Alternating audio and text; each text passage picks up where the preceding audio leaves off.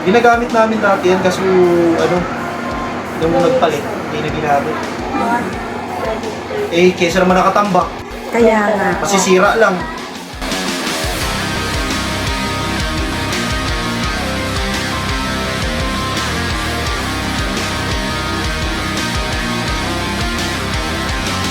Mga boss, shoutout sa bago kong kaibigan, nag-donate ng aircon, yan. Kasi yung aircon ng bunso ko, wala na. Shoutout mo lang, happy 25k follower. Happy 25 ba na follower? Michael Erstra. Boss, shoutout, Scotty Moto. Salamat. Ay, Paano Scotty Moto? Scotty Moto, shoutout Scotty Moto. Paano, boss? Sige. Thank you.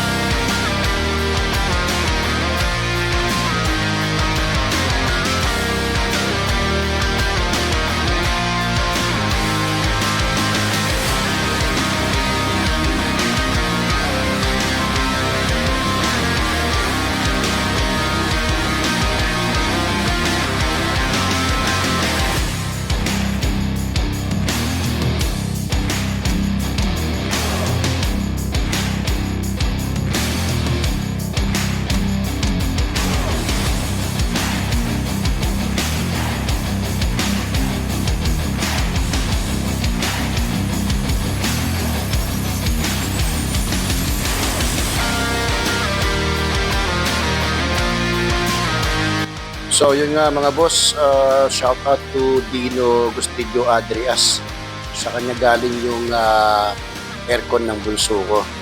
So pupuntahan natin from San Mateo to Batasan Hills, Quezon City.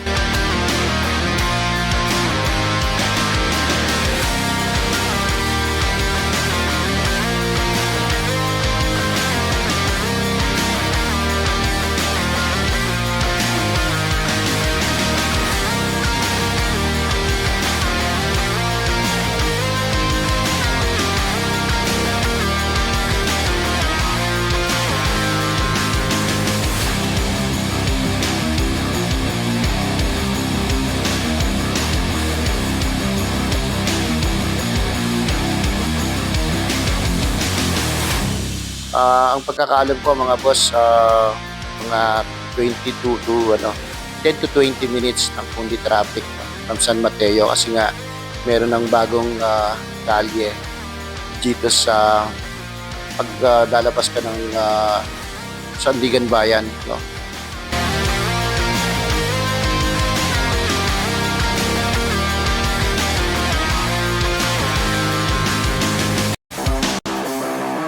So, ang vlog na to mga boss, para maipasyal ko na rin kayo, no?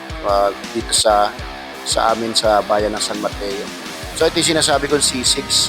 So yung tulon-tulon dito mga boss, dati wala pa itong daanan na to eh. So kaya nangyayari masyado matraffic ka sa Ampid bago ka makarating dun sa may papunta ng San Mateo, hindi ko alam kung San Mateo Bridge or San Mateo Road.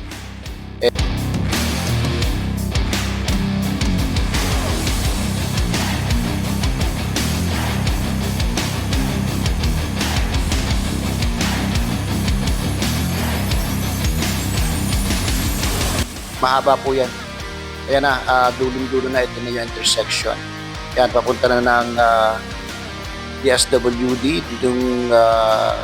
yung dulo niyan, DSWD right side, yan, paakyat yung ito na to mismo, yung bridge na to.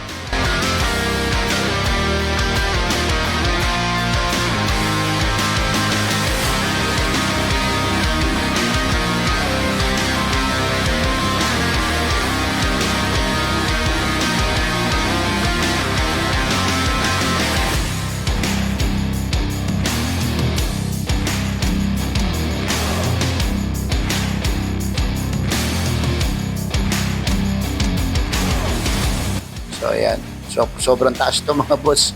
Dito maraming nadidisgrasya. Kamakailan lang may nadisgrasya ritong truck, no, binangga yung tricycle driver, no, na wala ng preno kasi sobrang tarik po kasi nito. Yan, kumaliwa na kami rito sa may papunta ng ito Batasan Hills, no. Yan. Yan, actually, namaliki pa nga kami dito kasi murang-mura mga bilihin dito sa sa palengke rito sa Batasan.